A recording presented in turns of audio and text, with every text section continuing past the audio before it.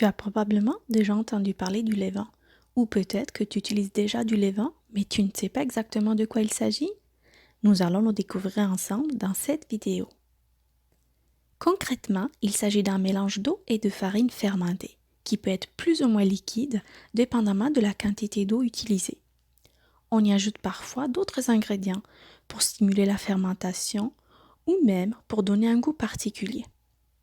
Le levain naturel est en effet riche en micro-organismes qui sont capables de produire du gaz carbonique par fermentation alcoolique et de l'acide lactique par fermentation lactique.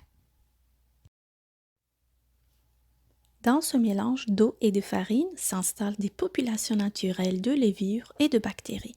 Ces derniers finissent par trouver un milieu de vie très favorable. Tu te demandes alors combien de temps ça prend pour démarrer un levain naturel? Il s'agit normalement d'un processus qui peut prendre entre 7 et 10 jours pour être prêt.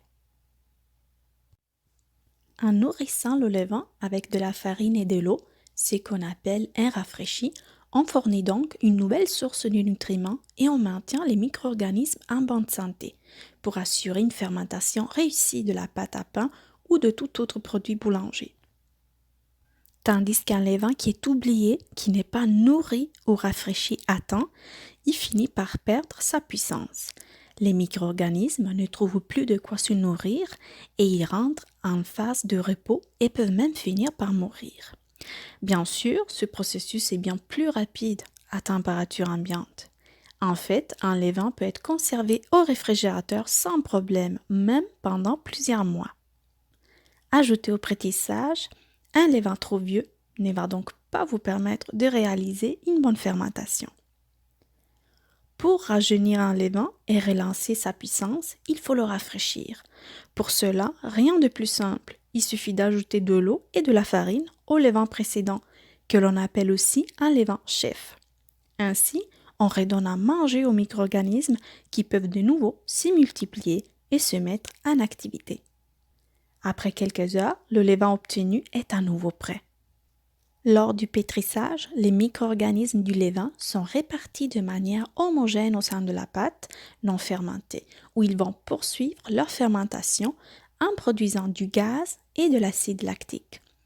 Le gaz, produit par fermentation alcoolique, est visible par les bulles qui apparaissent dans la pâte et par le fait que la pâte prend du volume.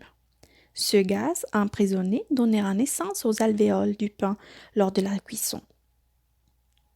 L'acide lactique naturel sécrété par les bactéries va par contre acidifier la pâte, apporter de la saveur et prolonger la conservation du pain. Il ne vous reste donc qu'à préparer votre levain si vous n'en avez pas déjà un et à vous lancer. Produire son propre levain à la maison n'est pas très compliqué, mais l'apprêter exige certainement de la patience. Merci d'avoir regardé cette vidéo. Si tu souhaites en savoir davantage sur le levain et avoir des recettes à base de levain, n'hésite pas à t'inscrire à ma chaîne.